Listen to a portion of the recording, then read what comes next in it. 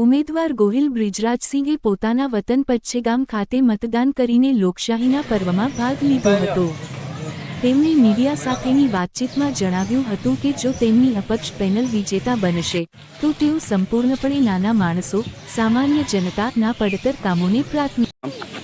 ગોહિલ બ્રિજરાજસિંહ ગંભીરસિંહ, પાટણા જિલ્લા પંચાયતનો ઉમેદવાર।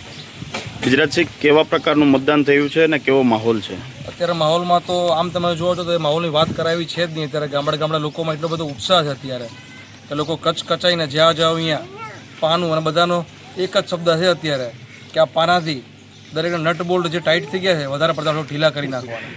બ્રિજરાજસિંહ, આપ જંગી બહુમતીથી જીતો એવી અમારી શુભકામના, અને સાથે ખેડૂતોના પ્રશ્ન છે કે માઇનોર કેનાલો અધૂરી છે અને એપીએમસી વલભીપુરમાં નથી, કે જેથી કરીને ખેડૂતોનો જણસ વેચવા બીજા જિલ્લામાં જવું પડે, તો આપ આવશો તો શું આ બે પ્રશ્ન પેચીદા છે? તો અમારો મુખ્ય મુદ્દો આ ચૂંટણીમાં એ જ છે કે જે નાનામાં નાના છેવાડાના માનવી અને ખાસ કરીને ખેડૂતોના જે પ્રશ્ન હશે, આપશ્રીએ વાત કરી કે કેનાલની અને યાર્ડની વાત કરી, તો હર હંમેશા હું અને અમારી જે ટીમ છે આખી સિવાય સંગઠનની અમારી ટીમ એ ખેડૂતો માટે જ્યાં જરૂર પડે એના માટે પૂરેપૂરા પ્રયત્ન કરીએ, એના માટે લડીશું અમે।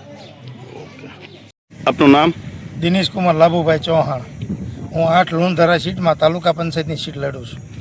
દિનેશભાઈ, કેવા પ્રકારનો માહોલ છે અને કેવું મતદાન થઈ રહ્યું છે અને તંત્ર દ્વારા શું વ્યવસ્થા કરવામાં આવી હું છે? તમને કહું તો અત્યારે જે અમારું નિશાન પાનું છે અને અમારી જે બ્રિજરાજસિંહ ગોહિલ પ્રેરિત વિકાસ પેનલ 13 સીટમાં લડી રહી છે, એમાં જંગી વોટિંગ થઈ રહ્યું છે। માણસો અત્યારે સ્ત્રી પુરુષો આ ગરમીની અંદર ગરમી ગણ્યા વગર અમારા પાનાના નિશાન ઉપર જોરદાર વોટિંગ કરી રહ્યા છે। આવનારા સમયમાં આપની પેનલ જીતે તો વલભીપુર તાલુકાના અનેક એવા ખેડૂતોના કામ બાકી છે કે જે પાણીની નહેર છે, એપીએમસી છે, ઘણી બધી સ્કૂલોના પણ કામ બાકી છે। શું આપની પેનલ જીતે તો આ સંપૂર્ણ કામ થશે? આજ સુધીમાં હું તમને કહું ને તો વલભીપુરને વિકાસથી વંચિત રાખવામાં આવ્યો છે, એટલા માટે જ બ્રિજરાજસિંહ પ્રેરિત અમે સૌ 13 સભ્યો તાલુકા પંચાયતના જંગી બહુમતીથી પાનાના નિશાન ઉપર લીડ સાથે જીતવાના છીએ નિશ્ચિત છે।